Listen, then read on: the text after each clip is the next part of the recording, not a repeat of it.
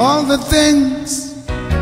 Vigon the Soulman, comme on te surnomme. Salut Vigon. Salut Gérard.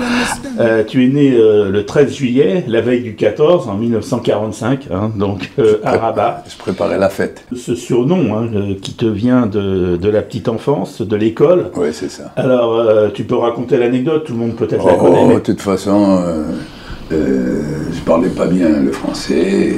Un jour, au lieu de dire wagon, j'ai dit Vigon. Et les copains m'appelaient comme ça.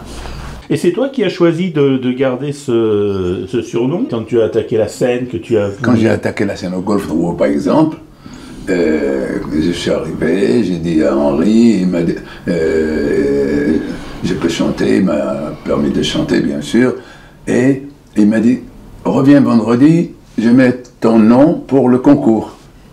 Alors, j'allais pas lui dire que je m'appelle Abdelghafour Mouhsin, c'est trop long, ça se retient pas.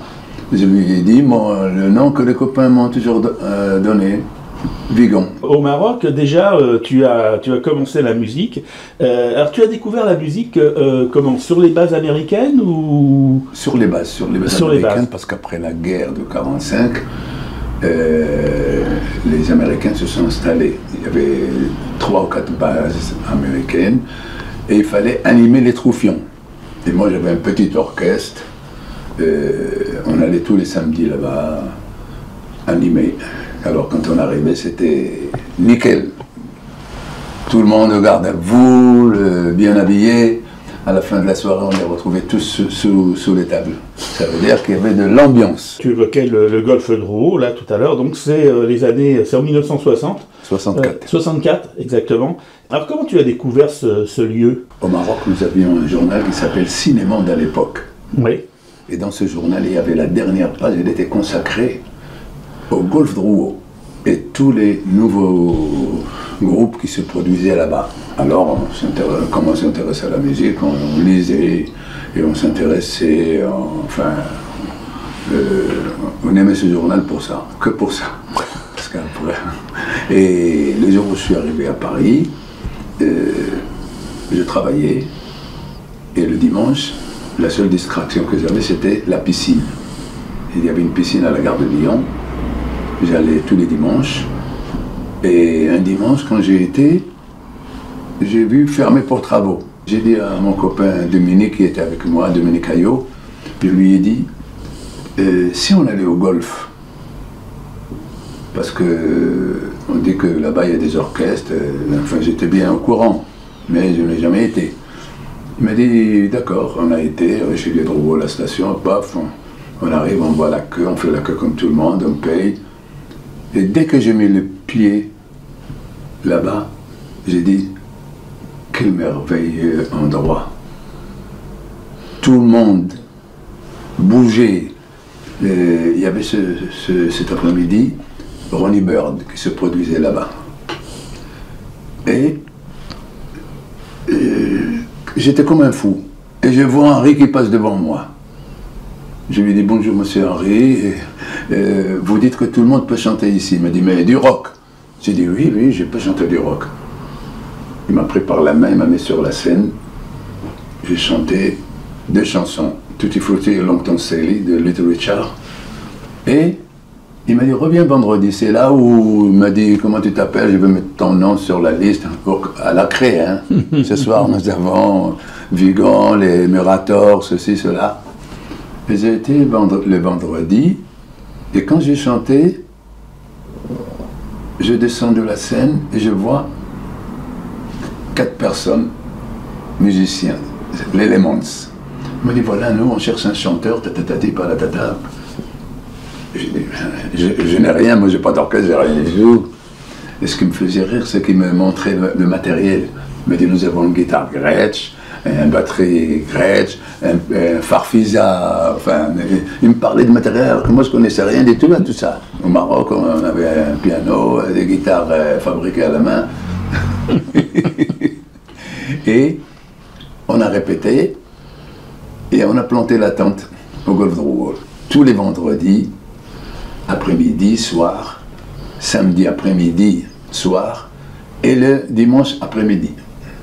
Alors là, tu as rencontré aussi tous ceux qui ont fait le golf draw. Je pense à même des gens. Moi, j'ai un peu été, enfin, j'ai découvert sur le tard que, par exemple, Michel Jonas était un des piliers du golf draw. Mais l'orchestre qui m'a demandé, il y avait Michel Jonas. Et c'est là où j'ai dit à Michel, mais je peux chanter avec vous, mais j'habite chez des gens, donc je ne sais pas comment faire pour les répétitions. Il m'a dit, pas de problème, viens chez moi. Alors j'ai habité à la Porte Brancion, au 10e étage, chez Michel. C'était la plus merveilleuse rencontre que j'ai faite. Et comment Barclay est arrivé? Alors Barclay, c'est bizarre. Voilà. Je faisais toutes les premières parties à l'Olympia des stars, de mes idoles. Oui, alors il y a eu Stevie Wonder, Otis Redding... Aretha Franklin, enfin Chuck Berry, Little Richard. J'ai dit, j'ai rencontré Johnny dans la loge quand je faisais la première partie des Stones. Et j'étais très content de faire une photo avec et tout. On a discuté du Maroc parce qu'il est venu au Maroc aussi. Et là, un jour quand je travaillais au Bis Palladium, je vois Johnny qui arrive avec Tommy Brown, Raymond Donez, Sylvie Vartan, Eddie Vartan, enfin tout son groupe.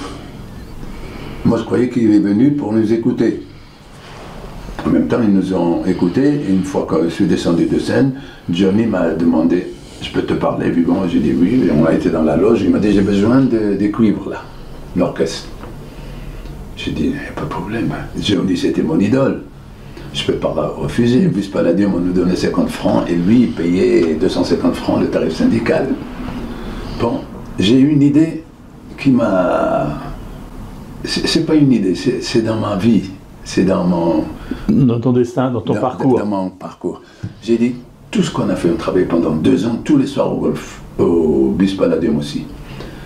Et la loco, on a été réglés net. J'ai dit aux musiciens, écoutez, on va aller faire une bande de tout ça. Mais on n'avait pas les moyens. Et comme on travaillait au Weekend Club, le Weekend Club c'est un studio d'enregistrement qui se trouve en haut de Bobino. On a été voir le patron, on lui a dit voilà, on vient faire le travail, tu ne payes pas mais tu nous enregistres parce qu'on n'a pas les moyens. Il a dit d'accord. Et ça s'est fait comme ça. Comme j'ai fait cette bande, M. Robert Esmer, qui nous faisait travailler à l'époque, a mis cette bande dans la boîte à gants. Et un jour, dans une soirée, il a raccompagné un directeur artistique de chez Barclay, et il lui a dit « Regarde, j'ai une bande là, si tu peux faire quelque chose. » Dès qu'il a écouté la bande, il a dit « On signe. » J'étais convoqué par Barclay pour signer le contrat. Et on me dit, qu'est-ce que ça a coûté cette bande? Ils voulaient me rembourser. J'ai dit la vérité. J'ai dit, nous, quand on passe la bande, on est dans 2000 balles. Ils m'ont donné les 2000 balles, bien sûr, comme ça.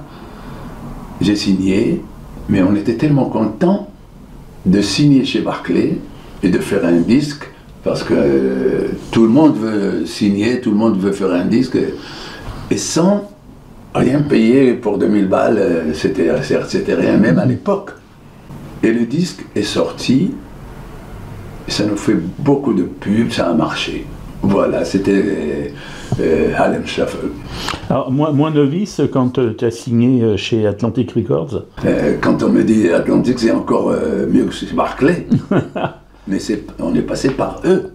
Ah, par Barclay pour... Par Barclay. Parce que c'est lui qui représentait Atlantic.